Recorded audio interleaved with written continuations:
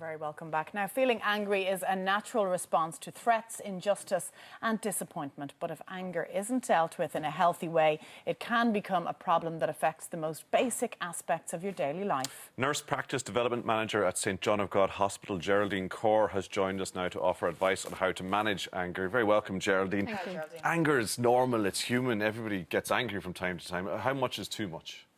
What I would say to people is that we need to look at, how that anger affects us. So obviously it's normal in certain situations, but if you find yourself afterwards kind of feeling very guilty about it or ruminating on it, or, this is maybe the third or fourth time that you find yourself doing that, then it may be something that you need to look at.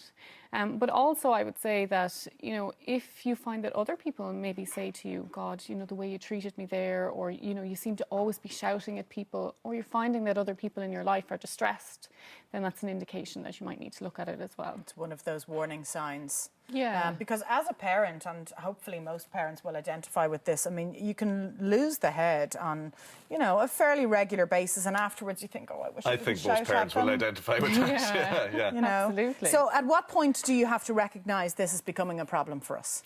I would look at the distress that other people are feeling if they're being subjected to your anger. Do you know what I mean? It's natural to be angry sometimes, but if people are constantly feeling that they're being criticised by you, their self-esteem is taking a battering by you, do you know what I mean? Or they find themselves very tearful and upset after what has happened, then that's an indication, that you really need to think about, can I manage this better in the future?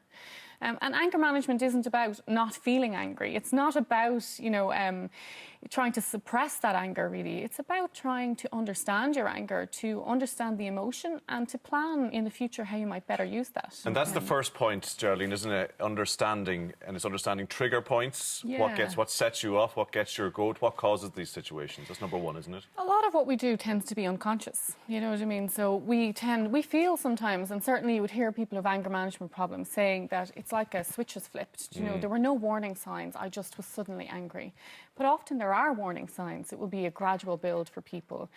So what I would say is there are certain categories of warning signs that you can look for. So you could look for physical warning signs. So things like an increase in your heart rate, increase in breathing, maybe your muscles feeling really, really tense, or thinking, so your cognitive warning signs. So maybe overgeneralizing, assuming that you know what other people are thinking. The classic one is, somebody walks by you in the hall and you're upset by that because they didn't greet you. But in actual fact, anything could have been going on for them, And the other warning signs are your behavioural warning signs. So usually there are telltale warning signs before you get really angry. So like slamming of kitchen presses or banging of doors, maybe even storming out of the room. It's like the pot is bubbling and you're about to go. Absolutely. It's funny, we're talking about losing the head with the kids.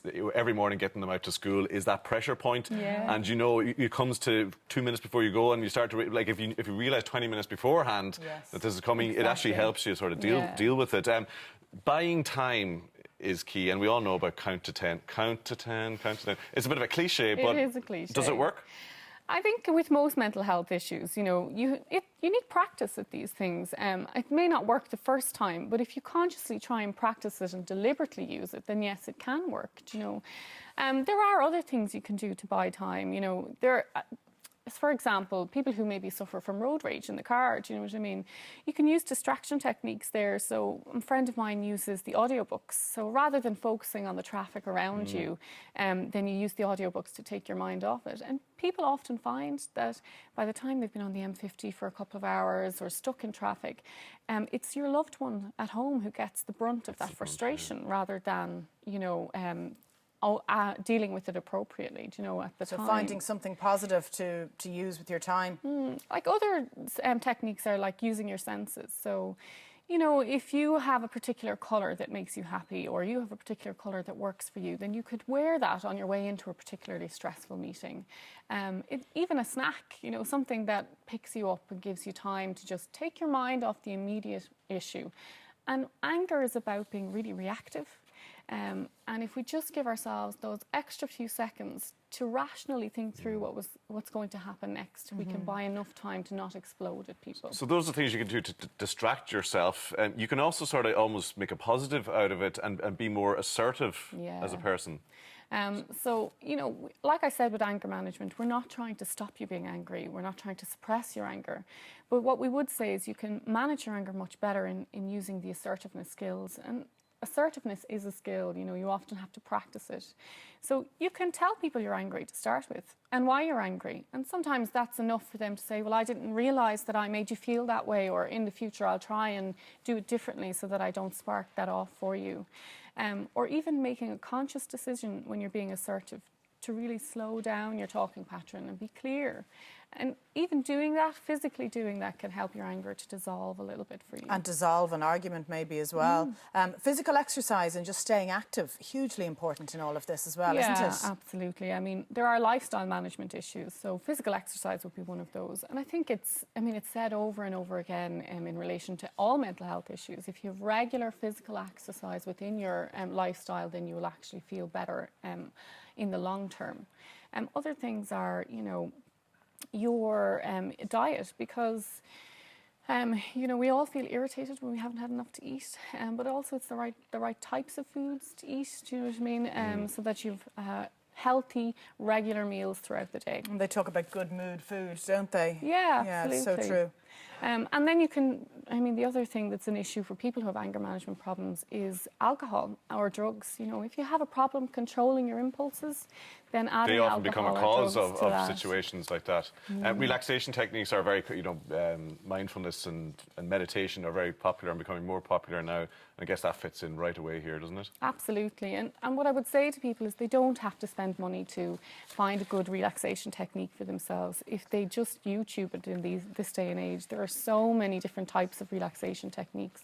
And try a couple. Like what I often hear people saying is that, you know, it doesn't work, I don't like it. But again, it's something that requires practice. And try, if you don't like the deep breathing ones, maybe try the deep muscle relaxation ones or visualization or something like that. And you might find one of them works for you. Planning difficult conversations, another thing that maybe is worthwhile doing. Absolutely, yeah.